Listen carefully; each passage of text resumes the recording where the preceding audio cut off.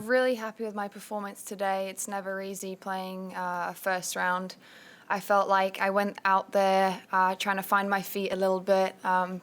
Missed a couple of balls, which you could see I was trying to find myself, and all of a sudden it kind of just clicked. And winning the first set gave me a lot of confidence going into the second, and I felt like I played some really good tennis to finish. Very good. Congratulations.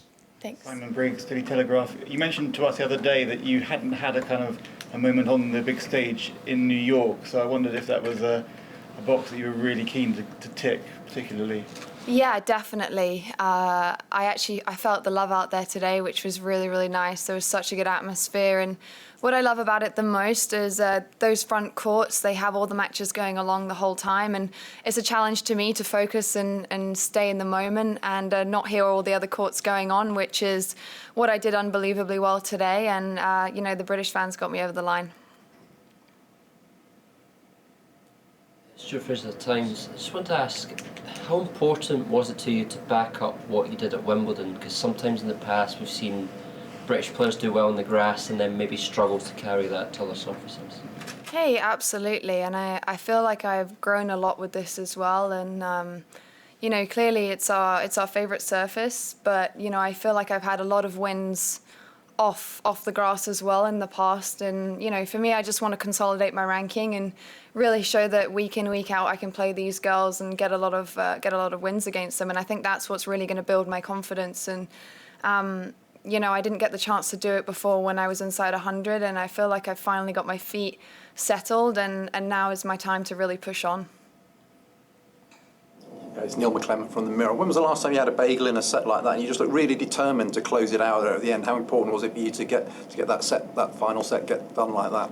Yeah, I mean, it was important to me because I wanted to really challenge myself to focus every single point, because a player like that, they're not going to go away. It doesn't take much to get them back in the match. All it takes is one drop of serve, and my aim was just to keep going no matter what the score was and try and bring the same energy and the same confidence that I did in the start of the second. And, I stayed in a lot of games where I got through them and managed to make it a lot easier on myself that way. And I felt like I was really controlling the ball and going to it and being aggressive, which is what I want to do.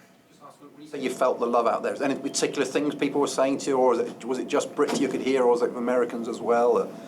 Hey, I don't know if they were British, American. I think they were everything, which was super nice. There were a lot of GB flags, which was made me feel very at home, which was very nice. So I did appreciate it out there. And it's when you hear like little kids screaming your name, that is when it pushes you. It really makes you think for a second. Hey, this is where I want to be, and these are the matches that I want to play. Simon Campbell's Glasgow Herald. Katie, When you hit the top 100 when you were younger and then got injured, what's the difference between handling the pressure and expectations when you did it first time and now?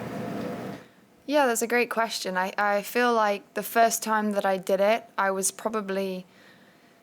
running on a lot of steam the whole time, an empty tank, which clearly, you could see in the end. It paid off in my body, and I feel like now I've really built a solid base. It's taken me a while. It has, probably more than a lot of people, but the base that I've built, I feel in a position that I can springboard off it rather than me just trying to chase. I was playing some unbelievable tennis back then. I was, and some of my best, I'm sure. But I feel in a much better position now, physically as well, than I did back then. Okay, Tamani Gara from The Guardian. A lot of players it takes some players a long time to break into the top 100, but once they get there, it can be very freeing. I guess most recently you've seen it with like Chris Eubanks or even Jesse Pegula. Just wondering what that feels like to have gotten to that point, and does it feel freeing in a way? I think in every sport, it's going to take time to build something. I think there's always going to be exceptions to the rules, and there's always going to be 16-year-olds that do unbelievably well. But for me, it's not that case, and I've tried to play the long game, and I've really had to back myself and dig myself out of a few holes to really get myself to where I am now. But I feel like that's a testament to how hard I've worked, and whether it was the short game or the long game, I really don't mind. But I'm here right now, and that's what I'm happy with. Jonathan Jacob, BBC Sport. We don't know exactly who you're going to play next, but I'm just wondering if you could give us your thoughts on each of those opponents, and particularly Garcia, who obviously played in Coventry this year. Yeah, I think it's going to be a really good match. The girl that she's playing, I know she's coming in with a lot of confidence, so I haven't watched too much of her, and I don't doubt I will, and we're going to go and watch a little bit out there, I think.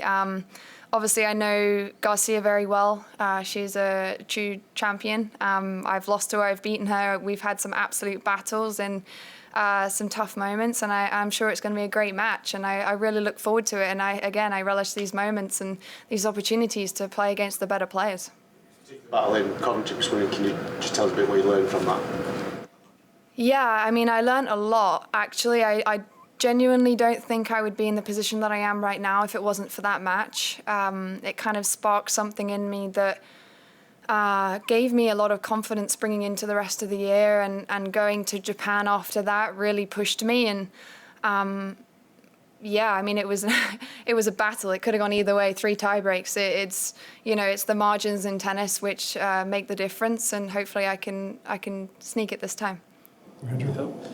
Andrew Jones, ESPN and Skate. Katie, congrats on the victory. Whether it's Wang Yufeng or Carol Garcia in the next round, you're playing with a lot of confidence at the moment, and someone else who's playing with a lot of confidence is Alex de Minaur in terms of seeing how he's playing. Has his success this summer and seeing how he's playing been able to further even galvanize you, and your thoughts on him being also a New York Jet in terms of all that? Yeah, I mean, I think he was a little kid for a minute there going to see some of the football. I mean, all I've been hearing about is fantasy football, so I think he really enjoyed that. Secretly, he probably won't admit it too much, but yeah, he had the best time. And hey, he's someone that I idolize and I try and emulate, and what he did over the course of this period of time has been pretty inspirational for me, and I don't say that lightly. He's really pushed the boundaries, and making his first Masters final was a massive moment for him, and I don't doubt you'll see a lot more from him.